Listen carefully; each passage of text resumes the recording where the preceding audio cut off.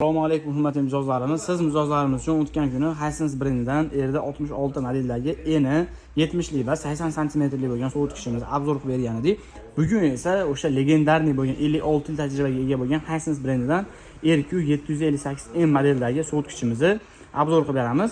Ushbu sovutgichimizni eni 80 emas 90 cm tashkil qiladi va bo'yi 180 bo'ladi va umumiy hajmi 609 litr, 393 litr sovutgich hajm va 216 litr muzlatgich hajm bo'ladi va 37 desibel ovozga ega va umumiy rasxoti bir oyda где-то 14 ming so'm, 15 ming so'm atrofida hisoblab olsalaring bo'laveradi. Yiliga 319 kW rasxot qiladi xolos. Elektr effektivnosti A2+ bo'ladi. Ko'rib turibsizlar, dizaynlar o'ta chiroyli. To'rxonali, to'rtta eshikli side by side sovutgichimiz.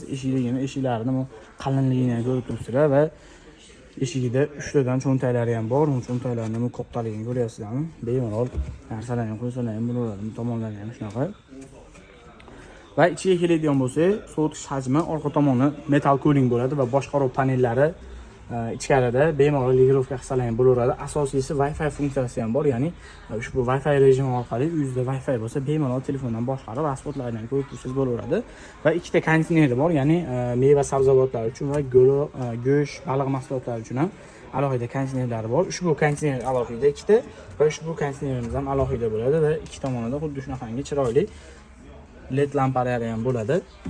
Menga yana bitta yoqqan tomoni, ushbu sovutgichimiz eshigi bir-biriga umuman xalaqit qilmas ekan, ya'ni ochayotganingizda olasiz bu eshigini ochsangiz bo'laverar ekan, olasiz bu eshigini ham ochsangiz bo'laverar ekan. Mana o'rtadagi moslamasi bir-biriga umuman xalaqit qilmas ekan.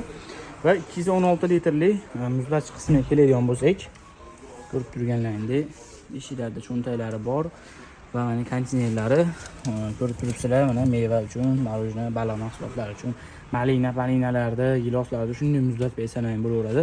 Ikkita konteyner va esli deyiladi, ya'ni bu tortmali polkasi bo'ladi o'zida. Mana bu tomoni ham xuddi shunaqa.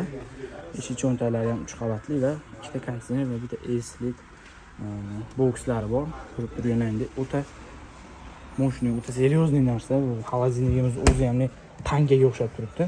Asosiysi inverterning kompressorda, ya'ni pastlikda ham ishlayveradi, rasxoti ham kam bo'ladi va ushbu sovutgichimizga Hisense brend tomonidan ofitsialniy uchun kafolat beriladi. Kimga narxi qiziq bo'lsa, kommentariyada plus belgisini belgilaydi, yo bizga aloqaga chiqsa ham, xudo xohlasa sizlarga arzoncha narxda qilib beramiz. Sizlar o'ylaganlaringizdan ham ancha arzon qilib beramiz. Yoqqan bo'lsa, bitta like va bizga obuna bo'lishni unutmanglar.